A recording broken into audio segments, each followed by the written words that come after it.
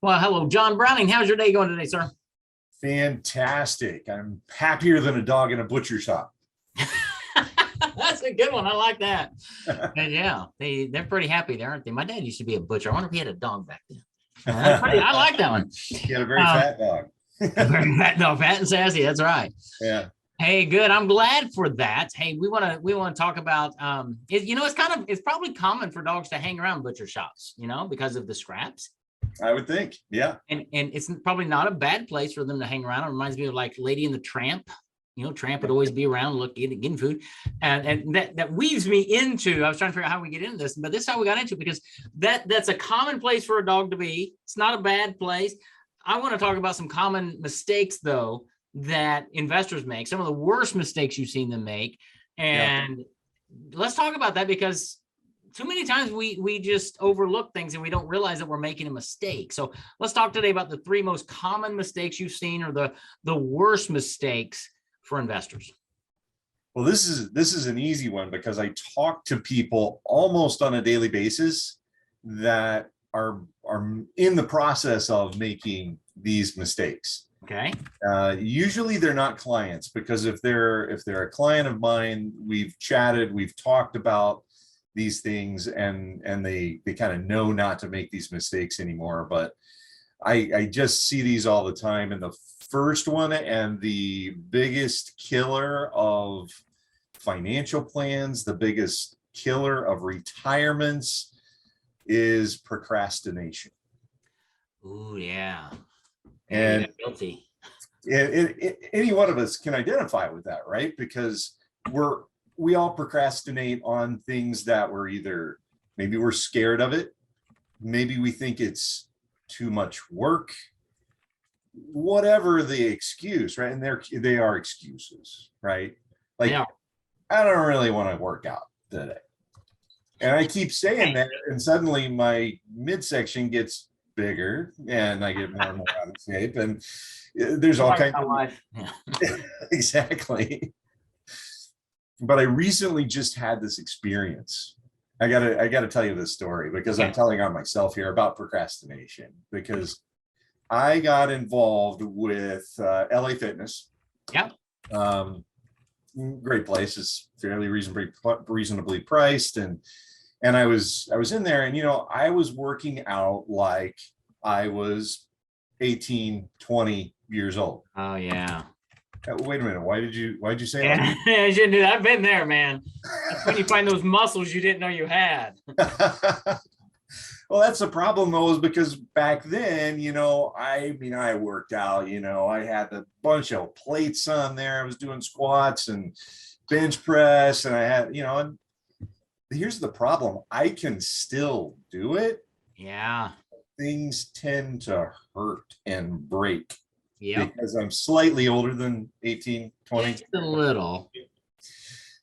And so what I did is I got a professional.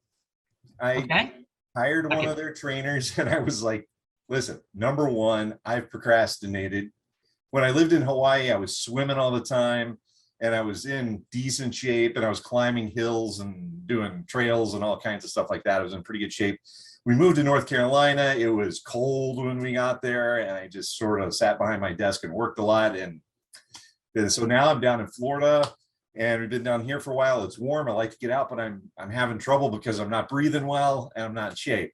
Yeah. Because I procrastinated on that, getting back into shape.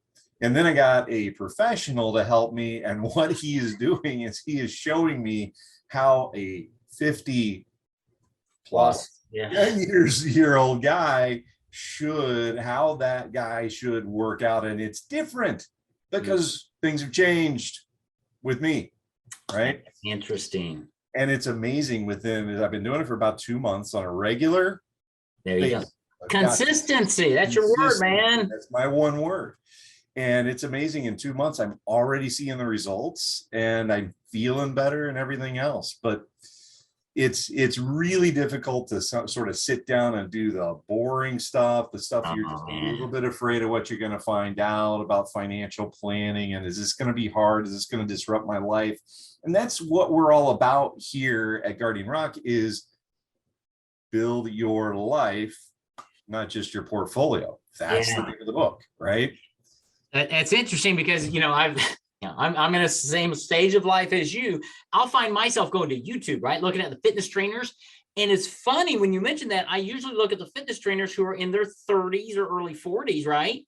Yeah. And I follow them versus like if I come to you for financial advising, if I'm 55, my plan may not match that of a 35-year-old. It just depends, but that's a very interesting connection there. But it is what you do at Guardian Rock Wealth is connect with people. You have relationships, you have communication, you talk with them, figure out where they are now, what they want to do, what their values are, and help them build a portfolio that supports that life. Yeah. And it's really crazy too when you actually go to a professional. Like, I thought I had to be in the gym for at least an hour and a half, because that's the way I worked out when I was younger, and that's how much time I took, and I worked out hard the whole time. What they're explaining to me is like, you're not working out efficiently, correctly and efficiently. And they've showed me how I can be in and out in half an hour, 45 minutes, and get a good solid workout in that really makes a difference. Wow. And so they're actually saving me time as well. And that's the difference of having a professional that knows what they're doing, is trained in this to help you do that. And the same thing with financial advice. If you try and do this on your own, it's just going to be harder. Yeah. And you may make a lot of mistakes. May make some expensive mistakes. But that whole thing about procrastination, I can tell you, it's like, oh, you know what? I decided I'm going to wait maybe 3 months from now, maybe 4 months, maybe 6 months from now. And you call, well, now's not the right time either. That's right. That whole idea of, guess what it takes? It takes one first step. Yeah. The second step, the third step, and then consistency. It's amazing how much easier it is than people make it out to be in their heads. So procrastination, number one killer of financial dreams, building your best life, all that. But it kind of leads into what I consider to be the second worst, and you could really put these in any order. But the second worst to me is our emotions. Yeah. We all have them, me included. Yeah. And I don't do my own financial plan. Right. I mean, I have a lot of more input than maybe some people would, because I sort of know it. And I argue with my partner about, but you know what? All buts. Yeah. That's right. That's right. Buts get you. But it's kind of that idea that a jar can't read its own label. That's right. Well, and it goes back to exercise. Right. And I had a personal trainer once with my son and it got me out of bed to get there, because I can make all kinds of excuses not to exercise. Right. But if I had a coach, if I had a financial professional I was paying or working with, I'd be more inclined, more accountability, more built-in accountability, which is kind of what you do with people at a good level. Right. Yeah, exactly. And it's interesting. The biggest emotions that we deal with, right, are fear. Yeah. And greed. We don't like to call it greed. It is. But it kind of is the same thing. Come on, let's face it, right? You don't want to sell when you should sell. You think, oh no, I'm going to miss out. I should buy right now after the stock has already gone up. All those little mistakes as far as managing the portfolio that you have in place. It's not the right time. And you know what I say about timing the market, right? Do we ever time the market? No. Never. I don't either. And anybody telling you that they can do that on a regular basis and be successful is not being truthful. They're trying to sell you something. They're trying to sell you something. Exactly. So we tend to make those emotional decisions when we're in our own head. Yeah. And I'm the same way. Again, we're too close to ourselves. Yeah, it's so true. So true. Whether it's in finances, physical fitness, business. I mean, I've got in my business, I've got 3 coaches. 2 of them are marketing coaches to help me understand the marketing of my company, because I'm so close to it. I can talk myself into a dizzy. So you're right. We need to get, as I tell people all the time, stop listening to yourself. Stop talking to yourself, John. Listen to somebody else. Yeah, exactly. Yeah, all of those things. Emotions. Yeah. Wow. Fear, emotions. So wait a minute. Let's talk about the first one, procrastination. Yep. Second one is emotions. Right. Okay. And the third one is short-term thinking. And we've all been trained for this if you're my age or younger, for sure. Because, I was at the advent of the microwave. I remember the first microwave we ever got. That's how old I am. Yes. Wow.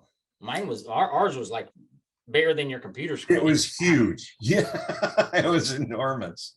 Yeah. Made all kinds of noise when it worked, and we were fascinated. This thing could cook things like in 3 minutes. There's a. It's funny, we used to gather around and look in, and that's probably like a taboo now.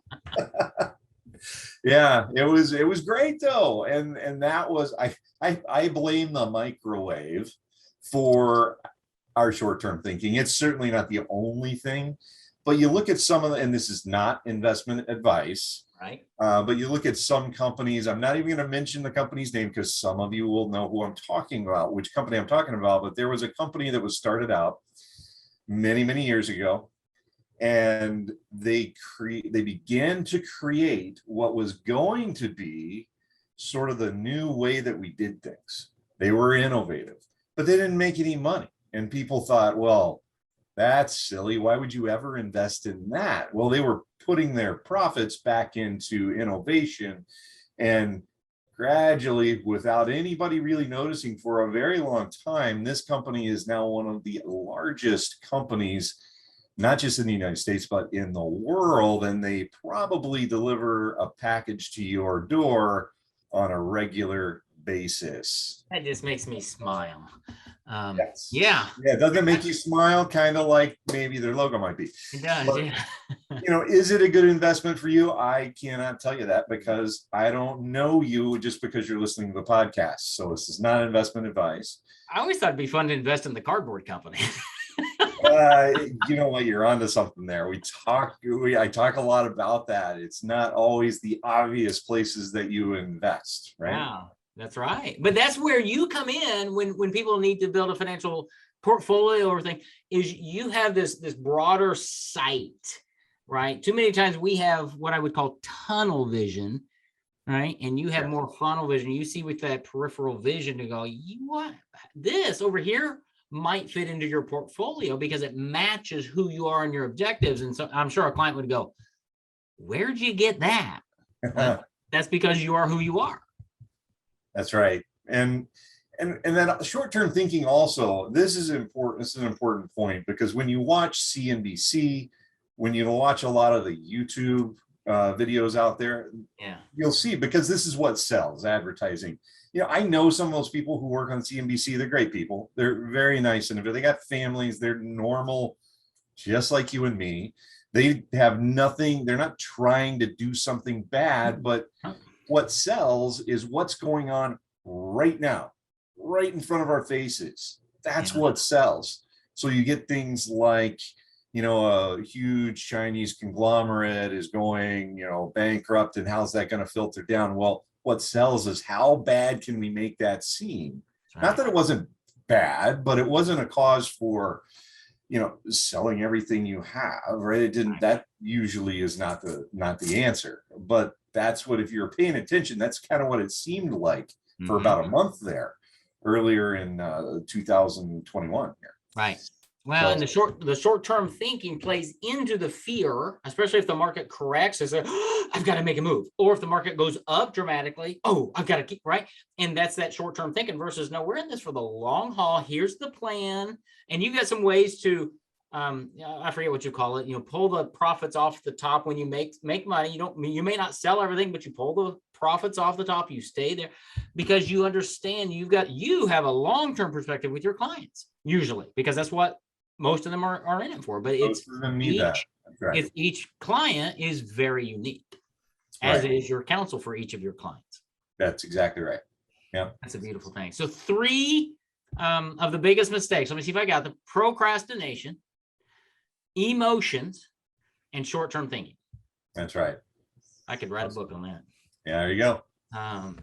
Okay. Well, let me ask people to reach out to you, John. And you've got a couple of ways. This is really cool. I'm just going to remind people, obviously, guardianrockwealth.com. You can reach out to John, talk to him, ask for a copy of his Amazon best-selling book. That's guardianrockwealth.com. You also have this texting thing, and I have to remind myself about this. You can text the word life, L-I-F-E, Yep. to the number 21,000 on your cell phone, I guess. 21,000, L-I-F-E, and just try it. You get John's like contact information. It's really cool. So there's a couple ways you can reach out to John. I'm sure he's on LinkedIn and all these other places as well, but schedule a call with John, talk with him. He's not going to try to sell you anything. He's going to talk with you about your situation and see if it makes sense to work together and see if he can actually help you overcome these 3 most common mistakes that people make. And so, John, thanks for a really intriguing, insightful episode that we all have to deal with, because we all deal with procrastination and emotions and really short-term thinking, because I want to lose some weight like this week, John. I don't want to wait 2 months. Especially as you get older, it's harder and harder, right? It is. I keep saying like investing. If you get started early, so much easier. It is. Yeah. We'll talk about that on another episode, John, of your podcast. Thanks for being with us. John Browning, guardianrockwealth.com. Reach out to him. Take care, my friend. All right. We'll see you.